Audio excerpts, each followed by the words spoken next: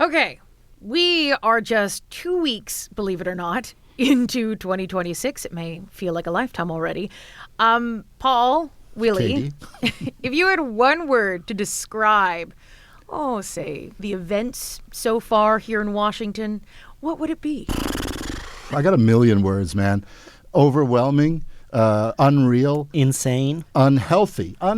There's too much. You know what I mean? Like it's like I think it's not to get all in the weeds here, but I think it's unhealthy for democracy because there's too much to cover, so nothing gets covered properly. Nothing sticks. And interesting that you use the word democracy because I might describe it as undemocratic as well. In a kind of way, it is, yeah, because the whole idea of what we do in journalism is to try to report the news so people can understand what's going on and make decisions in their life. But the news cycle under Donald Trump changes so quickly. It's this tsunami of something new every day. It's impossible to keep up, and that's why it's, I think, unhealthy for democracy. And we know that that's by design. We've heard from, Donald Trump's advisors in the first term, it's flood the zone. And it works. The word I was going to pick has nothing to do with what you guys just said.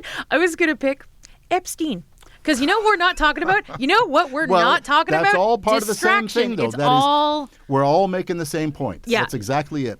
So, to that point, we are living in this moment where major events are happening so quickly. No slowdown over the holiday break, with the U.S. military launching an operation in Venezuela on January 3rd, capturing President Nicolás Maduro and his wife. U.S. President Donald Trump is speaking from Palm Beach, Florida this hour after U.S. forces carried out an overnight attack in Venezuela's capital. Across Caracas, Venezuelans captured the extraordinary scenes on their cell phones. We're going to run it, essentially, until such time as a proper transition can take place. Mr. Maduro had been taken to Guantanamo Bay in Cuba before being flown to New York, where he was indicted on drug trafficking and weapons charges. What a wild scene. Right before we went on holiday, we were kind of joking that it would be December 24th, whatever day kind of had the maximum impact of messing up your holiday plans. But to be honest, even though we were talking about it and seeing the buildup over 3 months from the beginning of September, I would be lying if I told you that I saw this happening. And Paul, not long after the world learned of what happened, you were right out the door. My phone rang that morning, and when it's work calling at 7 a.m., the next thing you're going to be doing is getting in the shower and packing. And we got to the Venezuelan border. But to your point, Willie, I too thought someone's going to chicken out. Someone's going to back down. Somehow it won't come to this. But it did. And it was like, oh my God, here we go. Now, you just got back a couple of days ago, and we're going to get into what you saw and what you learned. Since so many people, understandably, are wondering, is all of this just the beginning of an imperial foreign policy from the United States? That is what we're going to be talking about today on this first episode of our new podcast, 2 Blocks from the White House, which is where we're sitting right now in the Washington Bureau. I'm Katie Simpson. And I'm Paul Hunter. And I'm Willy Lowry. Okay, so, Paul, I want to start with you. Shortly after U.S. forces went into Venezuela, you were at the door, deployed to neighboring Colombia. We're going to ask you about, what you saw on the ground firsthand. But I think first, before we get into that, Willy, sort of walk us through the lead up to this military intervention. Absolutely. So we have to go back to September, beginning of September. We have the first U.S. strikes on these alleged drug boats in the Caribbean, and it begins this quickly escalating crescendo, I think is the word you're looking for. Thank you, Paul, of U.S. military action in the region. Trump, for months, kind of publicly mulls and toys with the idea of getting rid of Maduro. And then, all of a sudden, he does it, and in incredibly striking fashion. But there are a lot of factors at play, and I'd be remiss if I didn't mention U.S. Secretary of State Marco Rubio, who made a career on the Senate floor of bashing Venezuela, of bashing the Maduro government. This has his fingerprints all over it. But there was a bunch of stated reasons, right? It was Maduro is an illegitimate president. The U.S. is worried about links with Iran and Russia and China and Cuba. that Maduro was a narco-terrorist. Indicted in New York exactly. Court in And by the way, 2020. this didn't just begin with Trump. Biden was on the same page, right? But at the end of the day, it became as evident as could be, it was about oil. Venezuela has the largest amount By a significant margin. of oil. Interestingly, to Canada, same kind of oil in northern Alberta, right? That the U.S. has an ability to refine, and the U.S. wants that, and now is saying it will control that oil. That's, at the end of the day, say what you will about all the other things, right? It was about the oil. I think that's as And clear as Trump can is be. saying it out loud. He's- It's not a he's secret. upfront It's about it, not. exactly. Yeah. It's. Spoils of war, essentially. Yeah. Paul, you were in Colombia. Tell us what you saw when you got to the border with Venezuela. People coming across, which, by the way, they do a lot because the cost of living is much more acceptable to Venezuelans in Colombia than it is in Venezuela. Prices are cheaper, jobs are more plentiful, et cetera. But people were coming across in the days after all of this. And, I don't know, what were people expecting? Were you like flag waving? Yes, this is fantastic. It was a real mix of feelings from people. Yes, Maduro's a bad guy. That's why there were so many Venezuelans in Colombia. Not only the ones coming across, but the ones already living right on the borderlands where we were. So good on him to go. But on the other hand, we can solve our own problems. And on the other hand, once Delcy Rodriguez was put in as his replacement, it's like, well, what has changed? It's like, it's not a regime change. Yeah, they got rid of Maduro, Venezuelans told me, but for what? And wait a minute, you want the oil? Somebody said, it's in our ground. You can't just have it, right? Venezuela nationalized the oil industry, right? And they which is legal. You're allowed to do that, and right? most countries around the Saudi Arabia has done the same thing. Happens all over the world. You have to compensate, and that's the sticky point with Venezuela. Exxon never got the money, and that's an important detail. But they're legally allowed to nationalize, and they did that. And the way the Venezuelans that I spoke with see things, that oil is in our ground. We own it. We get to control it. But it's good that Maduro's gone. Was there a sense of uncertainty and fear on the ground there that you could get a sense of? Well, let me tell you a little story. So we were meeting with Venezuelans coming across for a few days, and we got word that we could get across into Venezuela. They weren't handing out visas, so we were invited, nudge, nudge, wink, wink, by Venezuelan authorities to cross into Venezuela to meet with the Bolivarian colectivos. And these are the paramilitaries who effectively terrorize the countryside and to support the Maduro regime. We could go over there. We would be taken by armed motorcyclists who would surround the vehicle we were in, take us 15 minutes into the jungle where these collectivos would come out masked up with guns to say, we stand by the Maduro regime, and if the United States thinks they're going to come in here and run this place, they got another thing coming, right? And so what happened was, we were going to go the next day, and then we get word from the collectivos that we've seen some ELN and some FARC fighters who are Colombian, because this is the major drug trafficking areas, cocaine labs up and down these borderlands. Things got too dodgy. Like, these guys wanted to meet in a no-go zone where there'd been kidnaps just 2 days earlier. We decided the story wasn't worth it, so we let it go. The reason I tell you this story is because it underlines the uncertainty. The militants in that region are a real problem. They were a problem for us, and they will definitely be a problem for oil companies if they want to go back in, and for the United States. If I'm ExxonMobil, and we heard from the CEO, right, who says it's uninvestable right now. If we look at the legal and commercial constructs and frameworks in place today in Venezuela, today it's uninvestable. Right? It's going to take a decade to get things up and running again, and hundreds of billions of dollars. Are you going to want to spend that in that kind of a circumstance? I don't know. It's complicated. And Willy, it sort of was a reality check to this image that the Trump administration is projecting. We heard the energy secretary last week say, listen, lots of oil companies want to come in. My phone is blowing up. Donald Trump sort of echoing the same kind of message. And then in that meeting, we heard essentially a reality check. Yeah, a lot of reservation. As Paul alluded to, Venezuela is not a stable country. Its infrastructure for oil is incredibly outdated. This is a massive, massive undertaking that essentially was done unilaterally by the Trump administration. And so there's a lot of apprehension on the part of big oil and of oil companies of going back in there. One of the issues with a lot of what President Trump has tried to do from a foreign policy perspective, but also from a domestic standpoint, when you look at the implementation of tariffs and the attempt to kind of draw industries back to the U.S., this is not something that happens in 6 months, a year. This is a decades-long process.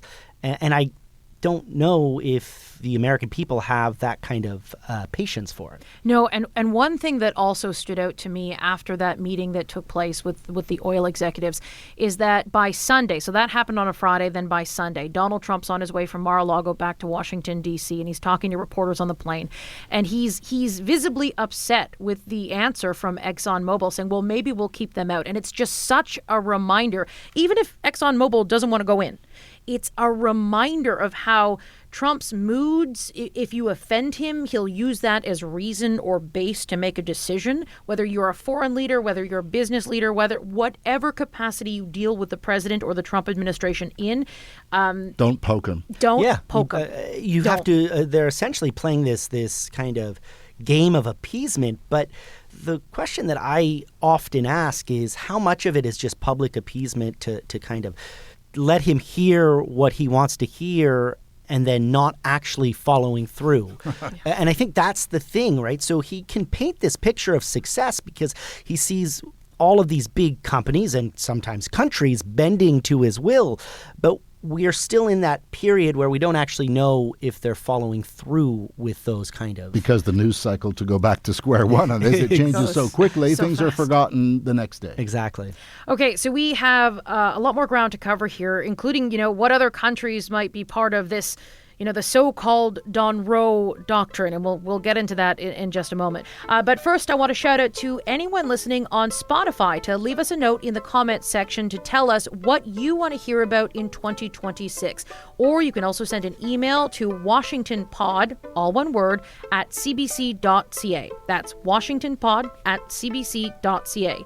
And don't forget to hit the follow button so you never miss an episode. Okay, so looking forward, what's happened in Venezuela has taken place. But of course, the success of this operation only seems to have emboldened Donald Trump, who is now making all kinds of threats. Paul, you were in Colombia when Trump was talking about going in and carrying out a similar operation in Colombia. Yeah, but you know what's interesting about that, beyond on its face, is that the whole Colombia thing, which has been brewing for a while. I mean, Trump and Colombian President Gustavo Petro hate each other, right? Mm-hmm. And they've been having this war of words for a while. But the reason this bubbled over wasn't a proclamation by Donald Trump. It was a question from a reporter who said, well, effectively, what would you do the same thing in Colombia? And I forget the quote, but it was something. I think he said something like that. Sounds good to me. And I was in Colombia when and it's like people lost their minds. Well, we're next, right? And then on the, I don't know, I think it was the Thursday, there were going to be nationwide demonstrations in Colombia, anti-Trump stuff, organized by Petro, right? And I was talking there were marches in Cucuta where I was, and we had a crew in Bogota, and we're just waiting for the president to come out, president of Colombia, to sort of say what his next thing was, after he'd already said Trump has a senile brain, all this kind of stuff, right? And all the people in the demonstrations are saying anti-Trump stuff, Trump bad, dirty, rotten Yankee imperialists. And then out comes Petro to say, well, I just got off the phone with Donald Trump. Yep. And what an honor to speak with him. And all these bad things that he thinks about me were lies by my political opponents, and everything is unicorns and rainbows, and I'm going to go to the White House, and everything is hunky-dory. And it's like, what? Like what? It was a little Mamdani-esque because Trump had the same response on Truth Social as well, saying essentially, great guy, great leader, great conversation. Milk and honey, exactly. But it's like once you can unpoke the bear, the bear goes back Take to that sleep, finger maybe. back. Take that finger back. And so that whole I can't unsee that. So that threat seems to have gone away, and it went away quickly. But the other threat that is not going away and that keeps coming up time and time again really is Greenland. Yeah. So to be fair to Trump on this, he divulged his desires for Greenland in the same way that he ended up kind of bashing on Colombia. It was on Air Force One Sunday night, a few days after the attack on Venezuela. He also asked the question by a reporter. He said, Greenland, I don't want to talk about Greenland. But then he kept talking. Mm-hmm. And of course, he went back to something he said many times on the campaign trail and in the lead up to his inauguration and after, that he wants Greenland. He thinks the U.S. needs it for security reasons. Of course, Greenland, Arctic territory, the U.S. wants to be able to protect and insulate itself from rivals like China and Russia, and just sees it as a very strategically important piece of land. And, it did come up on that plane. Donald Trump keeps giving these news conferences on the planes on Sunday nights. I work a Sunday to Thursday shift, so I wait Sunday night for them to come out, and he usually says things that completely upend the news cycle again, in this unprecedented moment. And this was a news conference that really stuck to me as he said thing after thing after thing. And it was clear that he was so emboldened after the Venezuela operation being a success that he was just going to say all of these things that he wanted to do, and he was feeling powerful. But what really sort of struck fear in the heart of leaders across Europe, NATO allies, is Stephen Miller, who went on CNN the next day, was interviewed by Jake Tapper, and he also sounded emboldened, talking about how, well, if the U.S. wants to take Greenland militarily, who's going to get in the way? You can talk all you want about international niceties and everything else, but we live in a world, in the real world, Jake, that is governed by strength, that is governed by force, that is governed by power. And I think Stephen Miller's comments are the most revealing about what this administration really wants, how it views the world. And, we keep talking about how Trump has been buoyed by the military success in Venezuela. I think there's a few things at play. I think there is a genuine kind of amazement at how the U.S. was able to do that. I think it's a bit of a kid in a candy store. He got to watch it. He said it was like watching a movie unfold. So there is this sense of awe about what this military can accomplish. It went very well. 100%. Right. How did they turn the lights out? Who turned them in? Right? Yeah, it was so many very well questions. executed, at least from a purely military execution perspective. 100%.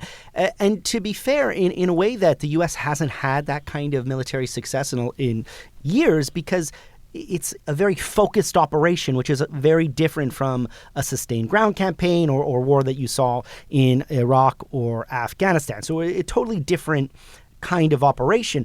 But then there is also the sense that, okay, we got away with this. The world's not going to stop us. Where else can we go, and what else can we achieve? And Greenland is certainly on their mind. Willy, in some ways, the operation in Venezuela, it was sort of laid out in the national security strategy that was released by the Trump administration in December. What more can we learn from that sort of release, that document? So much. So this was a document that was quietly released, literally released just before midnight on December 4th, kind of flew under the radar. But it paints Washington retreating to the Western Hemisphere and calling for hemispheric dominance. That's what this operation in Venezuela in large part was about. This is also what Greenland is about because, of course, Greenland is in the Western Hemisphere. And so there's a few things to take note about this document. One, democracy only mentioned 3 times. This is a document that really paints a picture of a country that is only interested in what is best for itself. There's no sense of global order or global institutions like NATO that have, essentially defined how the world... The rules-based order. They've defined how the world has interacted for the last 80 years. So this document kind of modernizes the Monroe Doctrine for the 2020s. I would just add a couple of things. One, on other issues, immigration being one of them, we've often noted that Trump campaigned on that, right? So listen to what he says, because he, to his credit, he acts on what he says. He didn't campaign on this, my recollection, but it's written out there. So if you apply the same thinking, read this document, because this is what he/they want to do. And, we talk about, the pushback against Trump and his administration on this American imperialism is that it doesn't put America first. Right, but does it? But the argument they're trying to make now that this is America right? first. To all the things that's what made me think. All the things you're just saying, Willie. It makes America stronger, more secure. That is putting America first, per the rhetoric from the administration. I wonder, this is looking way sort of down the calendar, but right now at this stage, looking ahead to 2028, whoever's going to be the Republican presidential nominee to succeed Donald Trump, right now, and again, this is years out, it looks like a horse race between J.D. Vance and Marco Rubio, the vice president and the Secretary of State. Secretary of State Marco Rubio has led very publicly this foreign interventionist policy, that what's gone on in Venezuela. J.D. Vance has not been as public about it. The Trump administration, the White House is saying, listen, there's no J.D. Vance is involved. He sort of quashed any, reports that he's uncomfortable or whatever. But I wonder, going down the line, if it is those two, if they're fighting it out to be the Republican nominee, J.D. Vance says, I was not behind this. Marco Rubio led this foreign intervention, and whatever comes of it over the next couple of years, however it goes. And J.D. Vance is like, I am no foreign wars. And I wonder if they sort of put it out there together. And Willie's chomping at the bit No, here. I'm just saying. Willie's the Rubio whisperer. Well, Rubio will be the first one to tell you that the national security strategy is his. Mm-hmm. He told me himself. Yes, sir.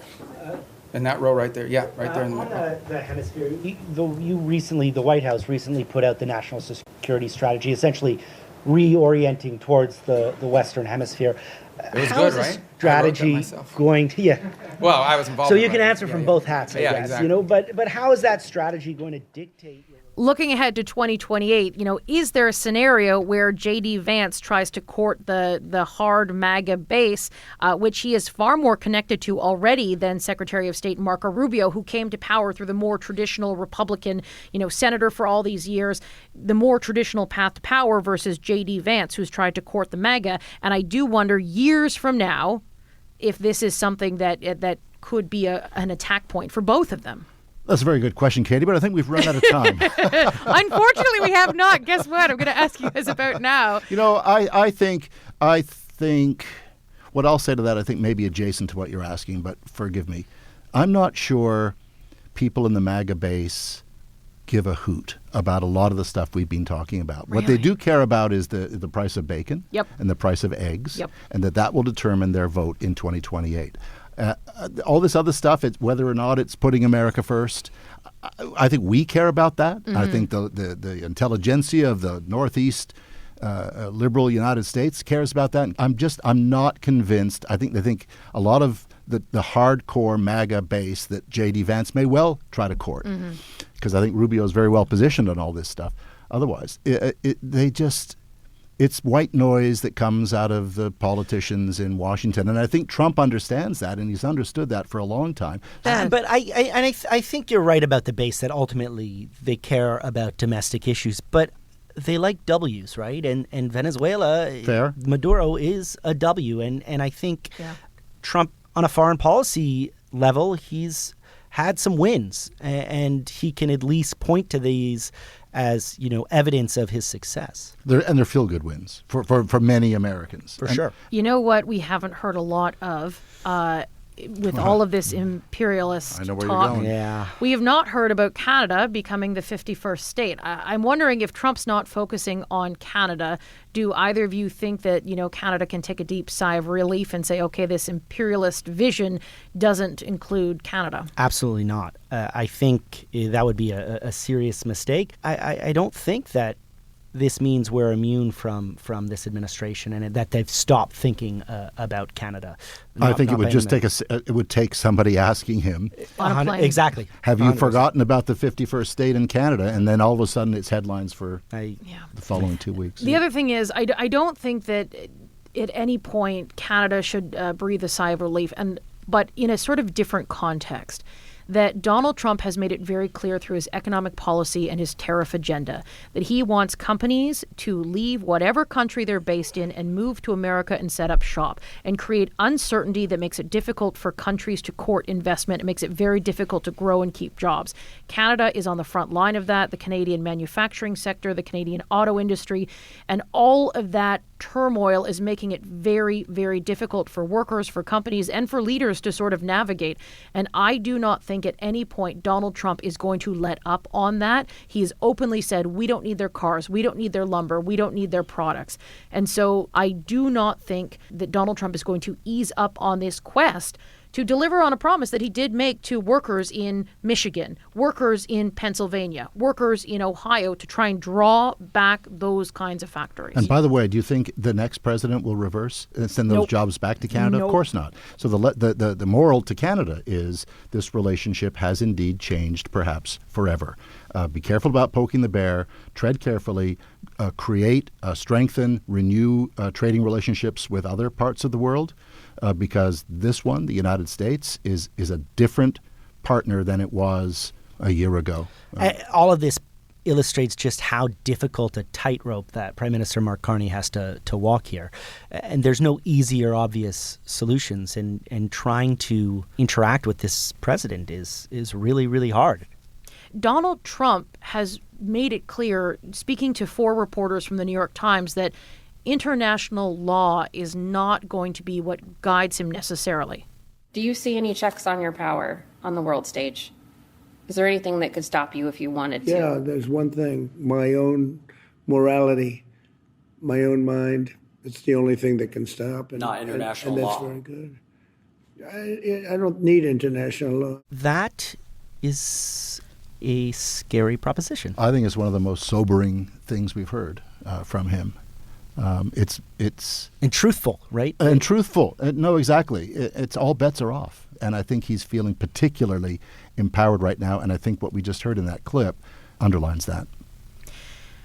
On that very sobering note, I think that is a good place to leave the conversation for now. But clearly there is a lot more to talk about. And that is what we're going to be doing here every week on 2 blocks from the White House. So I'm looking forward to spending more time with both of you. It's a blast. It's going to be fun. I think what is so interesting about this country is I could not tell you or predict what we will talk about next week because things move so quickly. Or because I don't want to think about it. Those are my last words. This is going somewhere, but we don't know where it's going to go. And that's the madness of it and the fun of it. All right. Make sure you hit follow so that you don't ever miss an episode. Thanks, guys. Thanks, Katie. Thank you.